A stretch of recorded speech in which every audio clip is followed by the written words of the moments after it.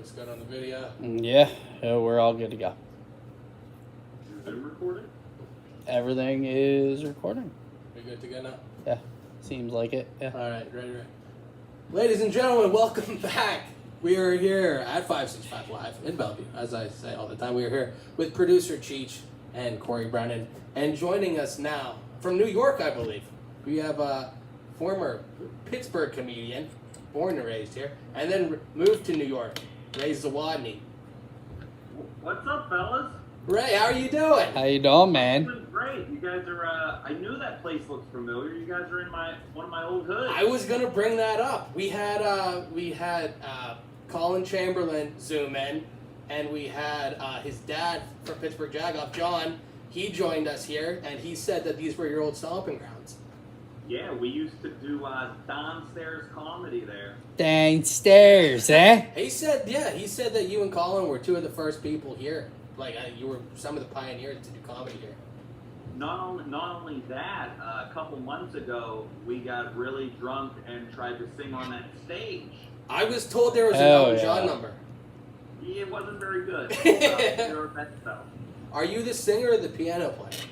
I was the singer, if you could call it that. And what was your Elton John song of choice? Your song. Oh, okay, yeah. We wanted to go with a tearjerker to really get everybody emotional in the bar. So how long ago was that you were performing here? When we sang there, that was just drunk around Christmas time. Oh yeah. Hell yeah. No, I mean back. Colin was saying it was probably a couple years ago, and you were doing the shows here now. Yeah, I want to say like 5 years ago. We had some really fun shows there, man. That's a great room here. It is, and they still do the open mic comedy here on Thursday nights. Comedy Foundry does that, and I highly recommend anybody stopping in. It's a super cool vibe down here, and they do music on Friday and Saturday. And it's a speakeasy, and it is cool to be down here. I'm scoping this place out for a show. It's perfect. Yeah. If Club Cafe fucks up, I'm coming here. Absolutely, but Ray, you were saying you have some shows coming up in Pittsburgh in this weekend, right? Yeah, I'm actually I'm headed to come into town this weekend. Friday, I will be a little further outside of Pittsburgh in Washington County. I heard down south a little bit. It's Stand Up for Ukraine. Okay. Oh, hell yeah. It's comedy for a cause. That's really all I do. I'm all about helping other people. I'm a great person. I saw that in the bio. Ray Zawodni, great person. Yeah. Great person when he's getting paid. Hell yeah. Love In it. your credits, play at Pittsburgh Improv, stop war in Ukraine. Single-handedly. Single-handedly out of Pittsburgh. Laughter is the real medicine. I'm working on it. Yeah, I'm gonna stop it for sure. But it's at the Hollywood Casino, which is gonna be tough for me to get out of there without spending everything that I make.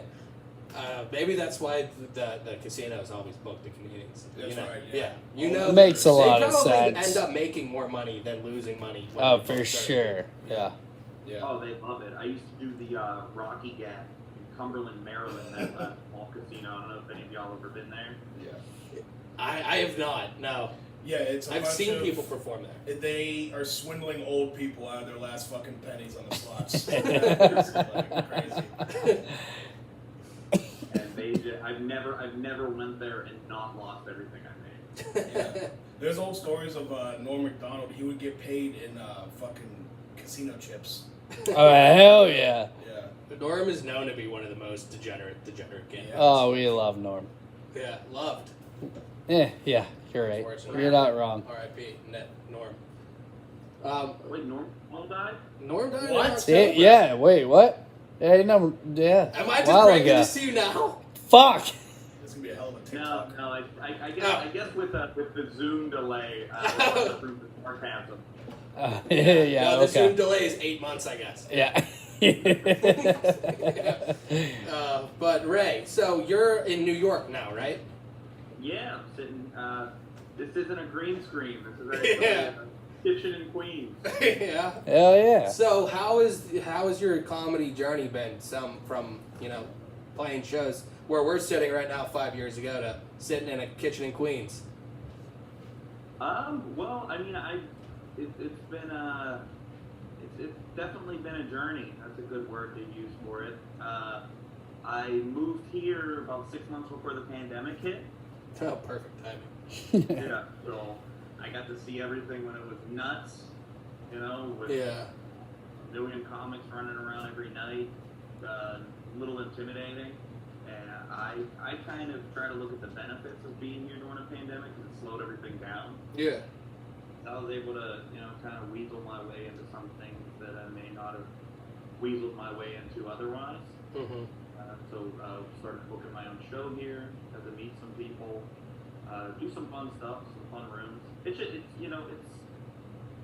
if you're funny, in Pittsburgh, you're gonna be funny here. Just the only thing that's tough is it's kind of starting over from a networking standpoint. So, like, as a comic who's trying to get out of Pittsburgh, do you still recommend New York, or is it like better off you just trying to be homeless? I don't know, man. I think I'd recommend New York to any comic. Fuck it. What do you got to lose? I say talk on this thing? So New York ain't dead. You can say whatever you want on this thing. Okay, cool. So New York isn't dead like everyone says? No, they're idiots. They're lying. It's still the best city in the world, right? Yeah. Still, especially for stand-up comedy, man. There's just so many comedy clubs, so much stage time to be had, and it's so many places where you could become the comic that you want to be. But if I don't go to Austin, how will Joe Rogan ever become friends with me? I think even if you do go there,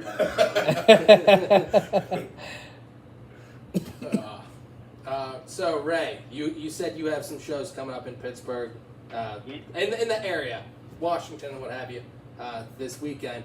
What other stuff do you have going on? You do a podcast too, right? Yeah, I do a really fun podcast I just recorded today. One of our episodes. Every Thursday they come out. It's called the Brandon Jerks Podcast. Mm-hmm. Do that with another comic, Sean Donnelly. I guess the premise of the show, it's a loose hang. Yeah. We just kind of hang and talk about things, but the crux of it is that we're both extreme people pleasers. And we just talk about, ways we're trying to be more assertive and try to be more comfortable being the bad guy and an asshole in life situations instead of, the guy who can't tell a waitress when he gets a wrong order. Oh, that's something I have to struggle with too. And unfortunately, Shay, she normally does the show with us. Yeah. She's not here this week. She has one of the ultimate people-pleasing stories I've ever heard. Around Christmas time, like 2 years ago, she went into like Yankee Candle or something to get a gift. And she left with a job because they pressured her into it.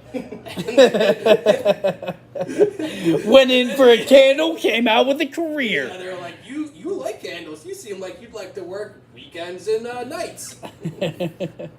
But yeah, I definitely struggle with that, and that's definitely good listening. I've seen some of the clips on Instagram and YouTube, and they're always really funny. Oh, thank you. It's one of those things that I think is relatable because, you think you're unique in that you're somebody where you have a difficult time saying no to people. Mm-hmm. But you find that most people, you just said, you deal with it too. Just like I'm the type of guy, if I go to a restaurant and I find a fucking thumb in my salad, I'll just eat around it. Yeah.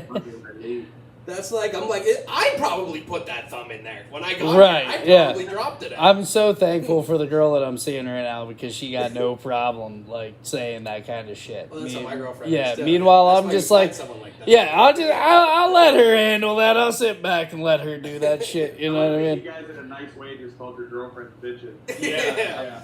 Well, yeah. That's one of the things that wooed me. We love our bitches, you know. So Ray, you being a people pleaser, self-admitted, does that affect your comedy? Because I noticed when I started out, I cared so much what the crowd thought, and then I noticed when I stopped really giving a fuck, I got way better.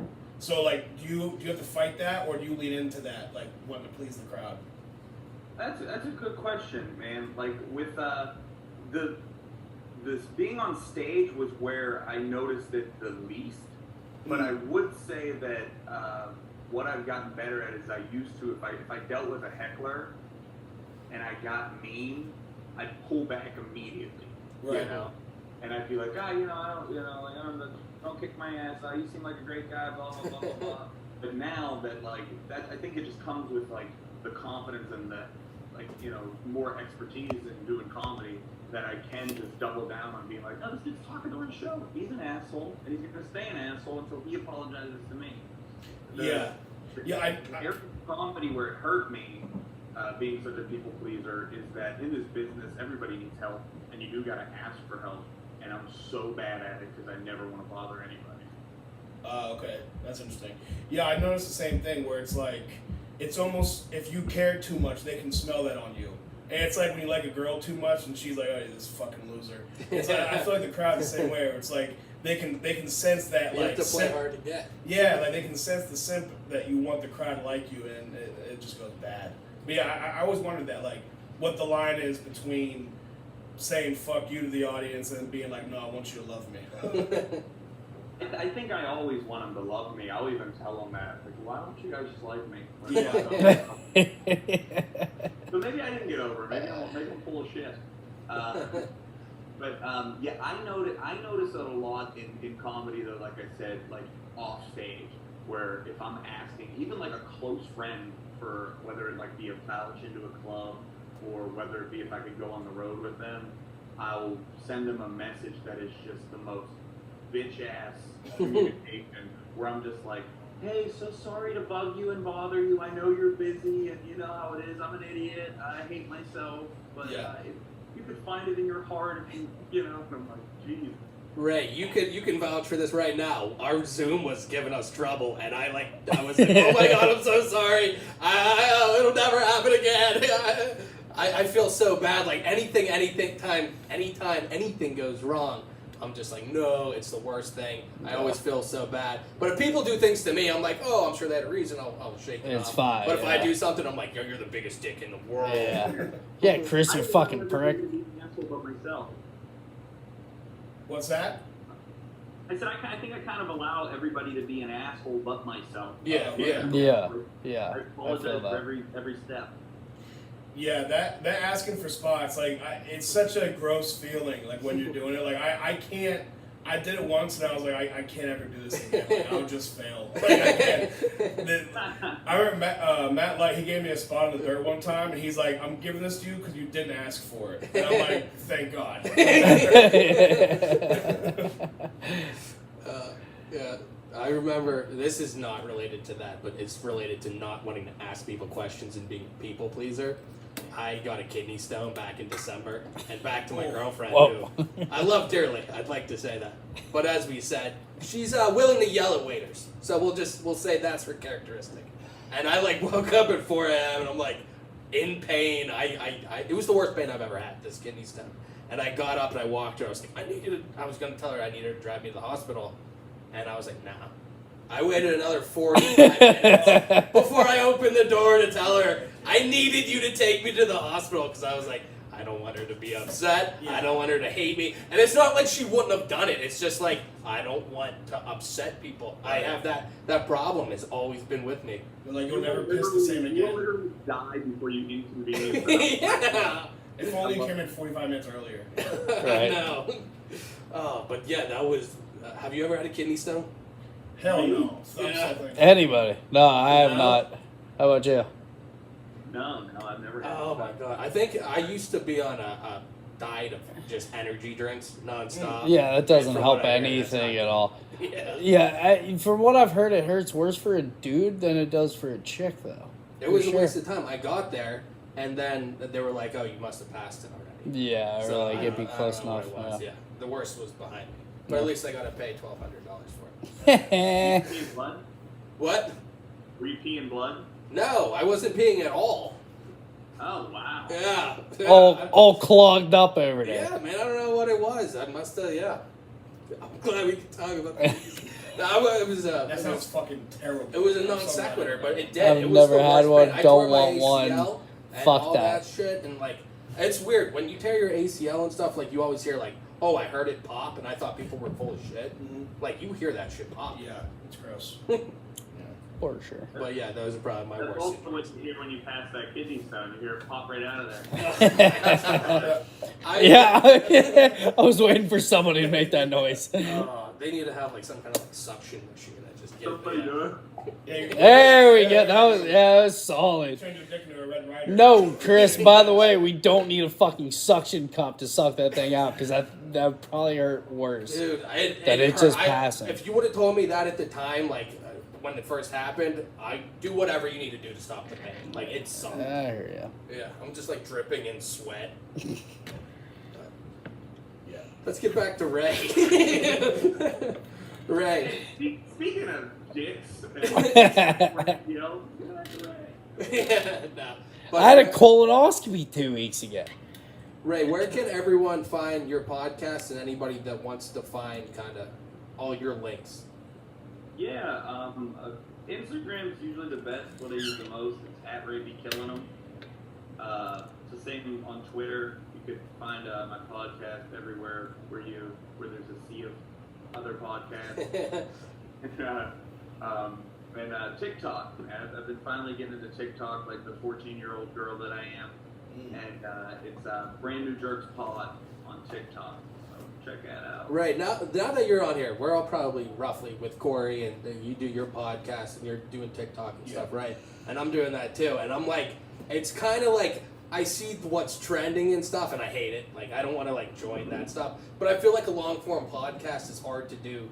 The TikTok stuff, you have to find certain things, and maybe you could work it, but it's hard for me to find TikTok things. At least from doing a podcast long form. I don't know.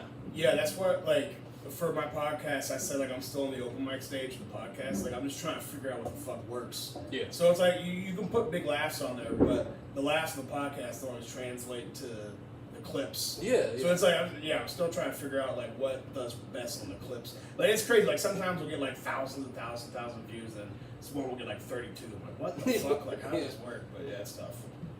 There's no rhyme or reason, and it sucks that industry in entertainment has been replaced by an algorithm.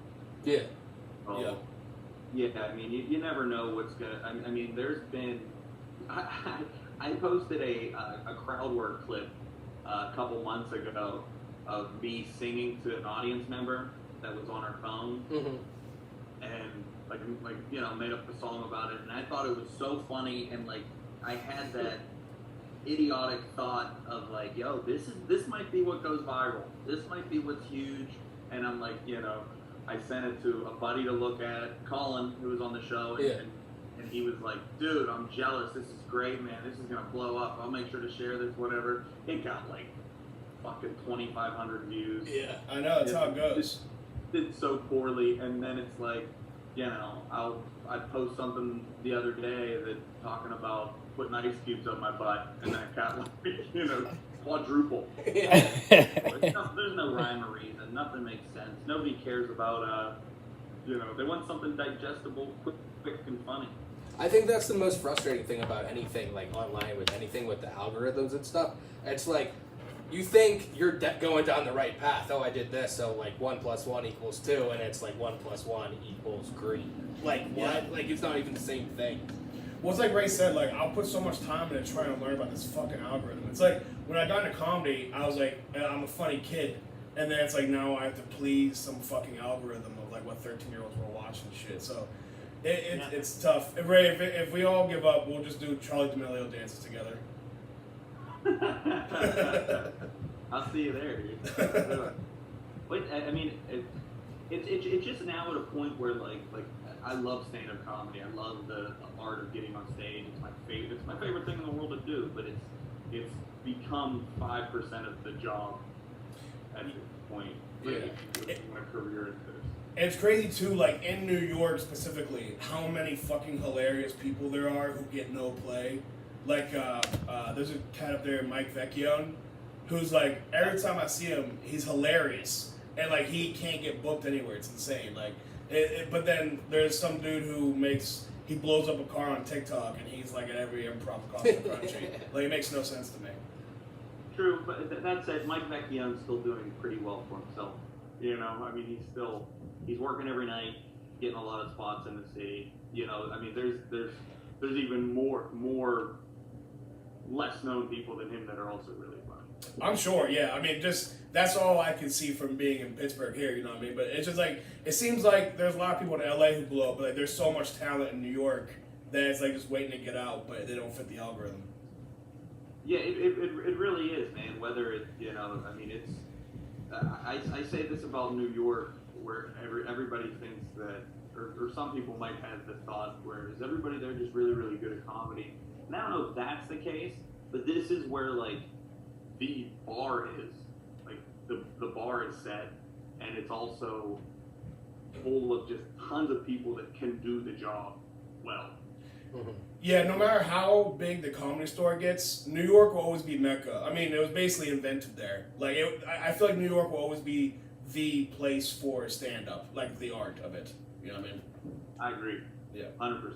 I was just about to ask how you thought about New York versus Chicago or LA, why you chose that. Oh, if I had- but I guess that's your answer. If I had as much balls as Ray, I'd be there right now. Yeah. It's just so fucking expensive. I'm like, oh, I'll be on the street blowing people in no time. Like, I can't do it.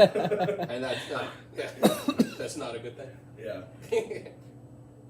But yeah, I mean, it seems like there's more scenes popping up, especially since COVID, with people relocating. But I just don't think that people are so good in New York because they get up so many times a week. There's so many places to do it. Yeah. You know what I mean? Like, you're in a place like Pittsburgh, you're lucky to do one a night. I was gonna say, it seems like Pittsburgh. There's like one, maybe two mics on a Two if you're Tuesday. lucky. Yeah, two. if you're Like it's just the how much how many mic time can you get? Ray, how much you get up in a week?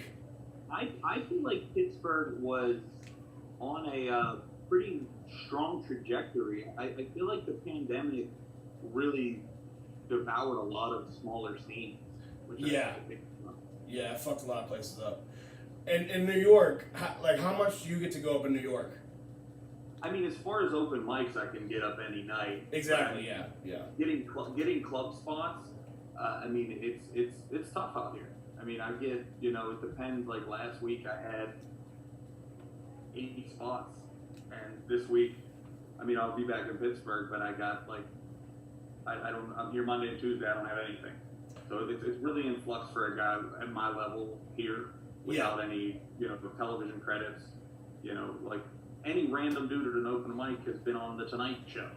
Right. So it's definitely, it's a lot of people vying for a lot of different spots. But yeah, I mean, as far as, there's 7 open mics a night and,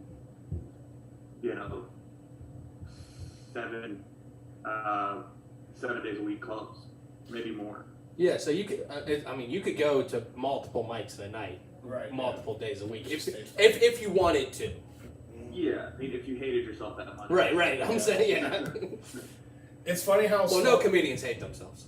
We all do. It's funny how slow like the business evolves. Where like it still matters if you're on the Tonight Show. Like 18 grandmas watch that show, but it still matters if you get on the Tonight Show. Your Like disk space like is TV gone. is so outdated, but it just Disk matters. space is gone. Nope. Oh, what happened? I don't know. I think the recording cut out. Let me look at this real quick.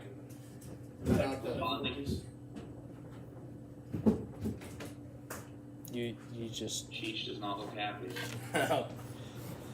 I'm not. You have no space left.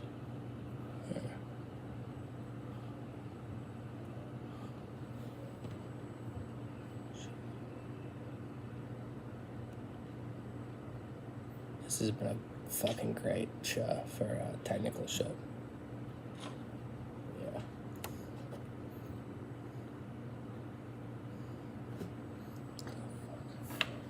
Whatever. Just record that. We'll just do it. I'll just do it for me. Don't worry about it. Okay. We good? Yeah, we'll just wrap it up, Chris. All right. Yeah. Shit. But okay on that.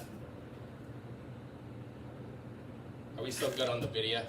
Yes, sir. Okay, good. Yeah. Yeah, my bad. I didn't mean to bring us down the fucking like black hole of the comedy business. Yeah. But I don't get to talk to many people in New York, so I just wanted to get his perspective on shit. You're good, dude. You're good. Thank you, Yeah. Corey. We're having, I don't know, this has been like the technical show from hell. I don't know what's going on. Yeah, pretty much. Ray, one more time, can you tell us where we can find your stuff or anything going on? And thank you. Were we just hanging out, or were we doing a podcast? What happened? Yeah, I don't know what was going on. We secretly just wanted to hang out with you, man. We I'm didn't not want to Ray, tell Corey, you, but like, oh my god, yeah, I don't know what was going on with that. But Ray, thank you so much for taking the time, and everybody should go out. We'll put all your links for your podcast, and are there still tickets available for this weekend? I'm sure there's definitely going to be tickets available for the Saturday show that I'm doing at yesterday's bar Okay. with Mike Vidal. I'm sure you guys know Mike. Yeah, in Greenfield. Seabird. Yeah, so we'll be over there in Greenfield at yesterday's. I'm headlining the show. Mike will be there, and I think a couple other cats will be on the show. So that should be a fun one. Come on out, you can get tickets at the door. It's like $10. Yeah, absolutely. oh yeah, man. We'll put all the info in the link. Corey, tell everyone where they can find you. On Twitter at I am Corey Brennan. And you can find me on Instagram and TikTok. I usually just use Instagram. It's at Corey Brennan Comedy. And then my podcast is the Corey Brennan Show. And then I have my improv stand-up show, Talking Sheets, June 22nd at Club Cafe. So you can go to CoreyBrennanComedy.com for those tickets. Well, thank you very much. For Ray Zawodni, for Corey Brennan. Chief, thank you so much. I'm Chris. Thank you. I'm going to say is I'm so happy that I was allowed to be part of your day. Thanks for listening. Thanks for listening. We hope you had a good time. If you did, be sure to subscribe to the show to catch the latest episodes.